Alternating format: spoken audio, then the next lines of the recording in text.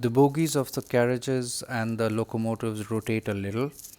To place them on the track, you have to make sure that all of the wheel flanges are placed correctly on the track. Take your time, slide it so that it either rolls or slides freely without hiccups.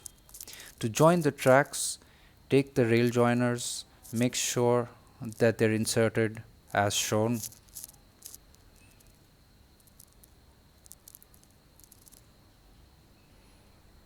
The track part is now inside the rail joiner. Do the same with the other rail.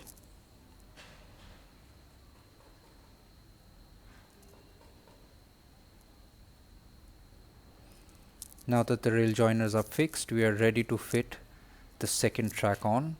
Ensure that the correct part of the rail slide inside the rail joiners and push them together so that they are a snug fit.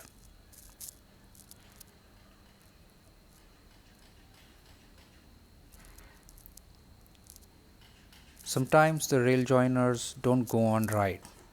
Do take a look carefully. Apart from being snug fitting, they should also be vertically flush with each other. So ensure that if that's not the case, insert them correctly into the rail joiner. This is a very common mistake when putting together tracks. Once that is done, you're ready to plug it in. Connect the adapter to the controller. Take out any two of the normal rail joiners and change them with the electrified rail joiner so that the tracks can pick up power from the controller.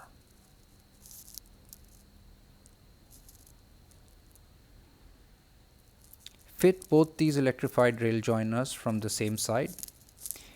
Make sure that they pass underneath the space on the track at the point of joining and that the wires do not get pinched.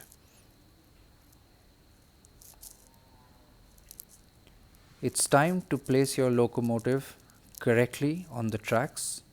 Make sure all the wheels are correctly aligned on the tracks. After that is done, switch on the power and use the controller to start moving the locomotive.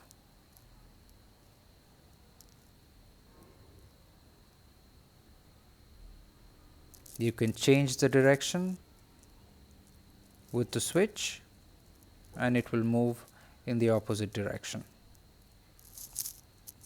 Sometimes there are derailments which seemed inexplicable. For example, here,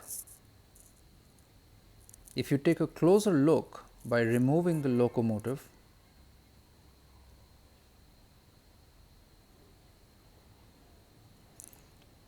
you'll see that there's a gap usually in the rail joiners. Make sure that they fit in snug and that should solve the problem. Place your locomotive back on the tracks and try running it again. The problem should have disappeared.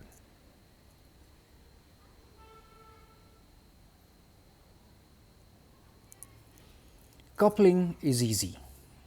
To couple, just gradually bring two couplers together with a gentle push. They will lock on and they will move with each other. You can couple as many as you want. Just bring them in contact gently and they should lock on and drag each other along after that.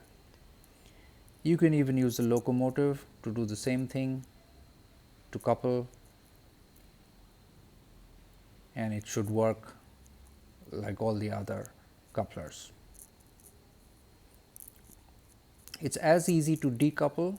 To decouple two units, just raise it slightly and take them off.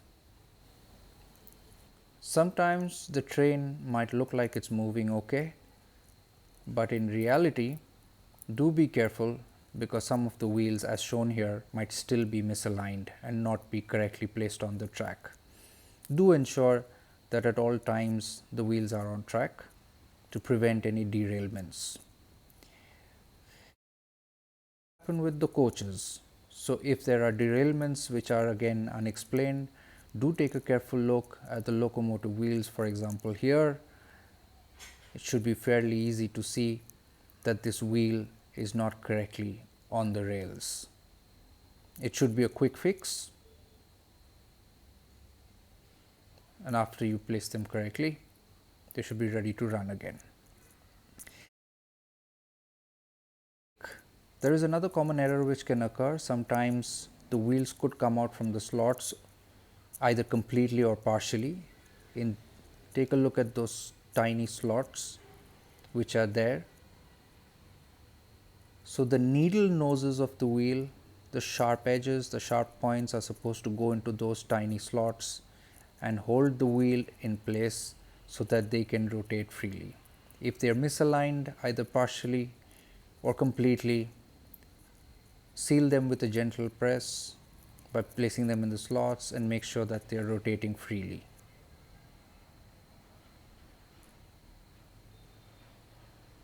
If they pop out or are incorrectly placed or aligned as here, take some time to pop them back into those small tiny slots.